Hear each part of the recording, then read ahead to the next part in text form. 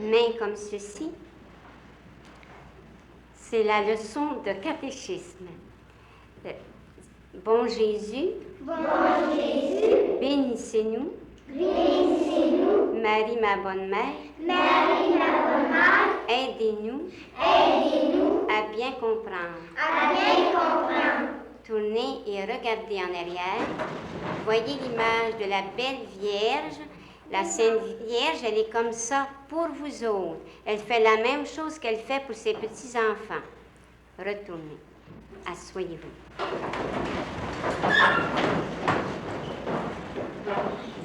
Vous avez déjà vu des plantes? Regardez celle-ci. La trouvez-vous belle? Oui, maman.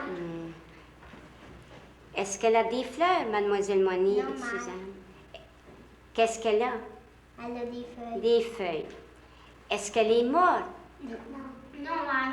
Elle n'est pas morte. Qu'est-ce qui te fait dire qu'elle n'est pas morte? Elle pousse. Elle pousse. Répondez bien fort. Elle Pousse. Elle pousse. Qu'est-ce qu'il lui faut pour vivre demain? De la terre, de l'eau, du soleil. Parfait. Si Mère arrachait la plante, est-ce qu'elle vivrait encore? Non, maman. Non. Qu'est-ce qu'elle deviendrait? Elle viendra morte. Ah, elle deviendrait morte.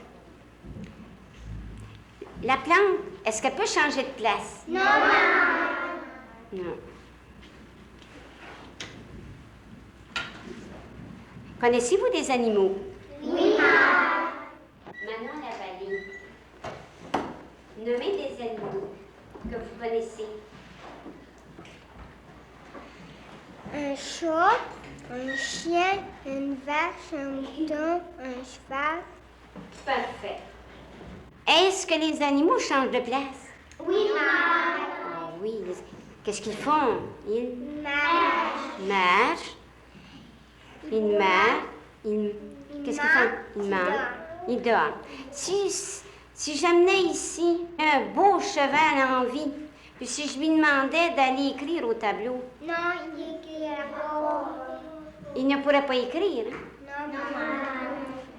Qu'est-ce qu'il y a? Qu'est-ce qui fait que lui, il ne serait pas capable d'écrire, puis vous Il n'y a autres, pas vous êtes... d'intelligence. Ah, il lui faut une intelligence. L'intelligence, c'est notre Free.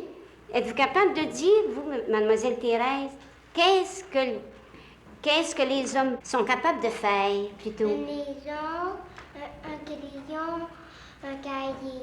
Bon, ils peuvent faire Puis un pupitre. un pupitre. Encore, vous, qu'est-ce que les hommes peuvent faire? Vous, l'autre petite. Une maison, une clôture, un perron, un Clôture, pupitre, perron. un crayon. Oui, si je vous montrais, par exemple, cette carte-là, est-ce que c'est quelqu'un qui l'a fait? Oui, maman. Est-ce qu'elle aurait pu se faire tout seul? Non. Donc, alors, il n'y a rien, les petits-enfants qui peuvent se faire tout seul. Il faut toujours quelqu'un pour le faire. Et on l'a.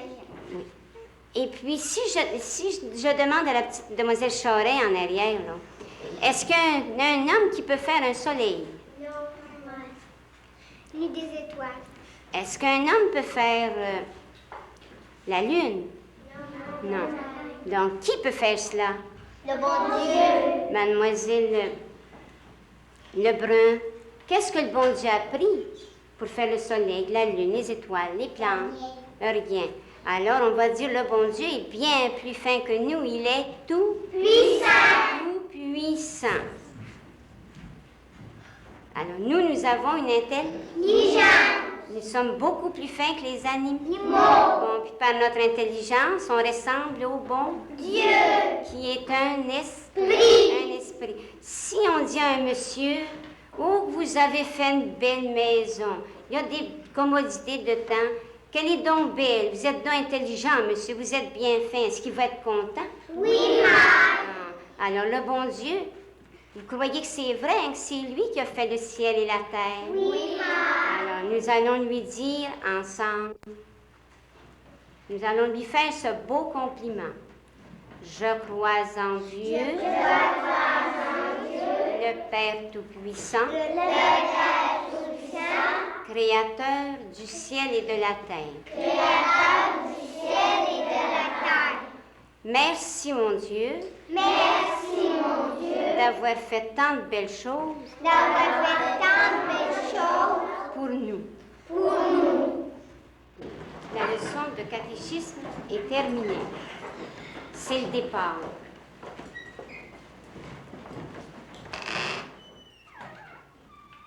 Première rangée. Défilé. Allez dans le corridor.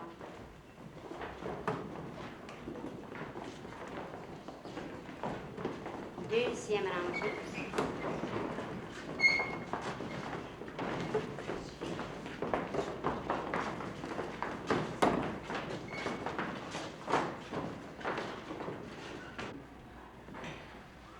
Mère Maria Zellus, est-ce que vous enseignez le catéchisme à vos petites filles de la façon que vous l'avez appris? Non, monsieur. Moi, toute petite, j'ai appris mon catéchisme par des questions et réponses, des formules sans explication, pour bien dire, puis par cœur. Et mes petits, c'est le contraire. Je leur fais connaître, comprendre une vérité, et je les amène directement à la contemplation et à l'adoration en enseignement du catéchisme. Les deux vont ensemble, et la connaissance et l'amour. J'ai vu tout à l'heure que vous associez toujours l'enseignement des vérités du catéchisme avec la prière. La prière. La doctrine débouche tout de suite sur la prière. Exactement. L'enfant comprend-il à fond les mystères que vous lui enseignez? Je ne puis pas dire tout à fait à fond parce qu'on ne voit pas complètement dans l'intelligence de l'enfant, mais il est certain qu'il saisit spirituellement. Avez-vous l'impression qu'à cet âge-là, l'enfant est sensibilisé aux choses surnaturelles? Il passe tout naturellement du naturel, du concret au surnaturel. Dès qu'il comprend, il passe naturellement. C'est très facile. Ils sont très jeunes, vos enfants. Ils ont de 5 à 7 ans, même pas 7 ans? De 7 ans, je n'en ai pas, mais c'est 6 et quelques-uns en bas. La majorité est 6 ans. Est-ce que vous considérez qu'ils sont assez âgés pour suivre le cours de catéchisme? Il y a un peu de différence entre certains enfants. Quelques-uns n'ont pas la mentalité évolue encore. Ils sont un peu jeunes, pas assez ouverts. Et d'autres sont très, très bien. La moyenne serait assez avancée. Serait prête. Seulement, il y a de la différence pour certains enfants. Quelques-uns ont été un peu plus cultivés, d'autres moins, ils sont moins préparés aux premières notions de vérité religieuse. Vous êtes moins préparé, vous voulez dire à ce moment-là que les parents ne les ont pas assez bien préparés? Mais ils ne leur en ont pas parlé du tout. Ils n'ont pas de connaissances. Ils n'ont pas d'idée parce que chez eux, ça n'a pas été dit. C'est donc que vous comptez sur les parents pour leur donner les premiers rudiments du catéchisme. Ce serait préférable qu'ils leur parlent du bon Dieu plus souvent et puis leur faire comprendre ce qu'est le bon Dieu un peu pour aider à donner la notion de l'amour du bon Dieu. Et quand elles vous arrivent, vos petites filles, est-ce qu'elles savent au moins les prières les plus importantes de leur religion? La majorité des petits-enfants savent nommer le bon Dieu. Ils l'appellent Jésus sur la croix. Mais dans les prières, c'est par exception qu'ils en savent. Quelquefois, je vous salue Marie, une dizaine, une douzaine, mais pas plus. Est-ce que vous avez l'impression que les parents à la maison ne leur font pas réciter de prière du tout? Ou si alors, le défaut viendrait, l'ennui viendrait du fait qu'ils ne leur font pas réciter les prières les courantes du catholicisme? Vous savez, les parents très souvent font réciter aux enfants le soir, je pense que tous les parents chrétiens font ça, des prières comme mon bon Jésus, je vous offre mon cœur, mon esprit, ma vie, bénissez mon papa, ma maman. Mais est-ce que vous croyez qu'au lieu de faire réciter ces prières-là, les parents devraient faire réciter les prières officielles, si je puis dire, du catéchisme, comme le Notre Père, le Je vous salue Marie, le Gloire soit au Père? C'est préférable les premières prières que vous dites, non pas les prières officielles. Les prières officielles s'apprendront très bien au moment de l'explication des vérités fondamentales. En classe? Oui, en classe. Alors, par conséquent, c'est plutôt le sens de la prière qu'il faut éduquer. Justement, le sens, faire comprendre et aimer le bon Dieu, c'est tout. Parler à l'intelligence de l'enfant et le faire parler lui-même. Et pas tellement les formules. Les formules, ça s'apprend tout seul. Les formules, par la connaissance, elles viendront facilement un peu plus tard. D'ailleurs, ce que je vois, je pense que les enfants ne récitent pas leurs prières de façon mécanique. De la façon que vous leur enseignez le catéchisme, ils récitent leur prière toujours en fonction d'une vérité qu'ils viennent En fonction d'apprendre. d'une vérité enseignée, toujours. Est-ce que vous considérez que ce bon départ que vous essayez, que vous réussissez à donner aux enfants en instruction religieuse est essentiel à une vie de chrétien? Ou bien si un enfant, un adolescent peut se rattraper à supposer qu'il ait manqué ce départ? Hein, c'est beaucoup plus difficile dès qu'ils vieillissent. C'est mieux dès le début. Ils ne sont jamais trop jeunes pour commencer à entendre parler du bon Dieu. Jamais trop jeunes. C'est préférable que ce soit les parents qui commencent d'abord et nous continuer. Plus ils sont vieux, l'intelligence voit plus de choses, elle est plus distraite à toutes sortes d'enseignements, et puis ça pourrait être assez dommageable à l'enfant. Par conséquent, la toute petite enfance est l'âge privilégié. Oui, l'âge privilégié pour commencer les bases fondamentales de la religion.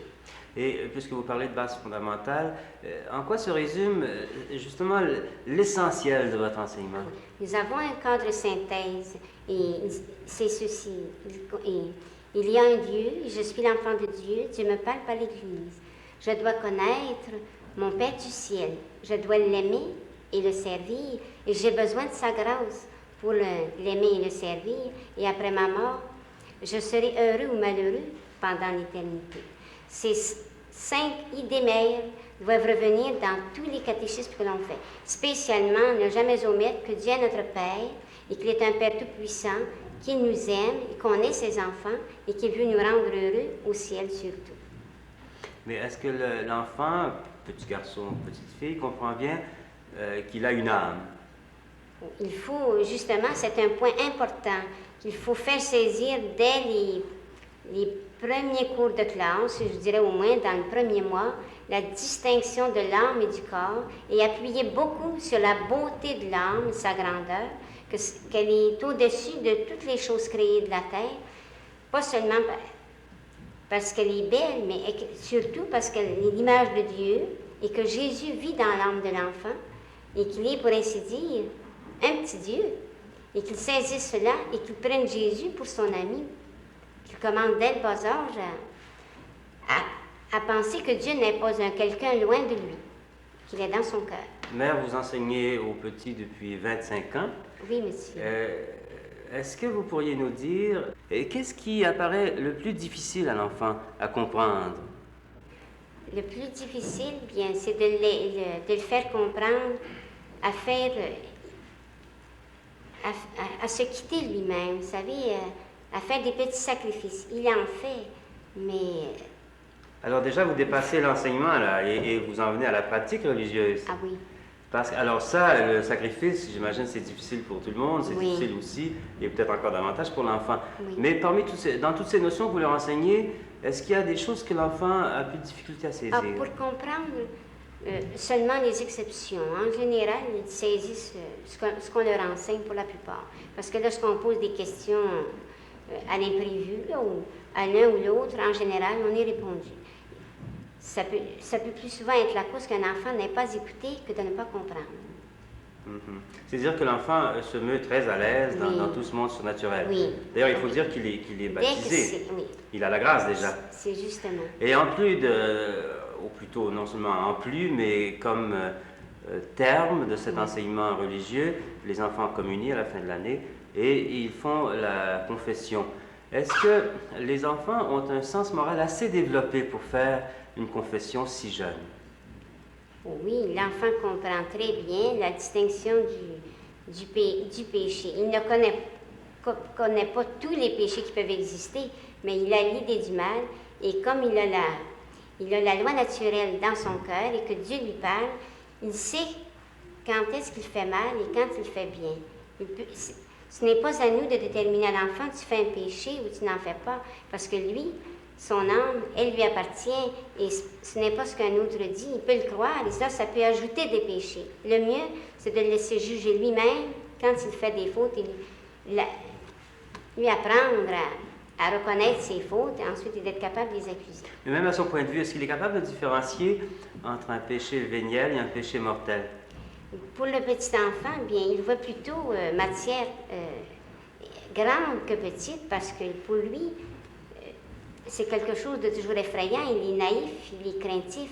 Mais ça reste toujours quand même une petite faute parce qu'il n'a pas les conditions voulues. Mais lui-même est porté à exagérer la gravité de ses fautes. Oui. Est-ce qu'il n'y a pas danger à ce moment-là, chez des tout petits comme ça, de peut-être créer une mentalité de scrupule, peut-être, non? Ou bien ils sont dirigés. Lorsqu'ils se confessent, le prêtre va se rendre compte si l'enfant contracte un défaut. Évidemment, le prêtre est là pour le guider. Oui, Et dites-moi, qu'est-ce qui arrive quand un petit garçon, une petite fille oublie de confesser un péché?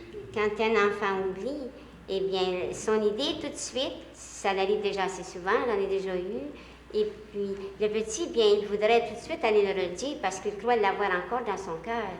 Et puis lorsqu'on le rassure qu'il l'a oublié, que ce n'est pas de sa faute, qu'il est pardonné, eh bien, il est content parce que tout ce que les maîtres ou parents disent à un petit enfant, pour lui, c'est un Dieu qui a parlé. Justement, est-ce que vous enseignez aussi à vos enfants les autres matières de classe? Est-ce que vous faites une grande différence dans l'enseignement proprement dit, dans les méthodes employées entre l'enseignement du catéchisme et l'enseignement de la grammaire, par exemple? L'enseignement des matières profanes ne s'enseigne pas de la même manière. Et pourquoi donc? C'est parce qu'il faut la grâce de Dieu. L'enfant étant une âme intelligente et en même temps possédant la vie divine, eh bien, c'est Dieu qui grandit dans l'âme. Et il faut absolument la grâce de Dieu pour que l'enfant progresse dans l'enseignement religieux. Mère Marie-Azélus, je vous remercie.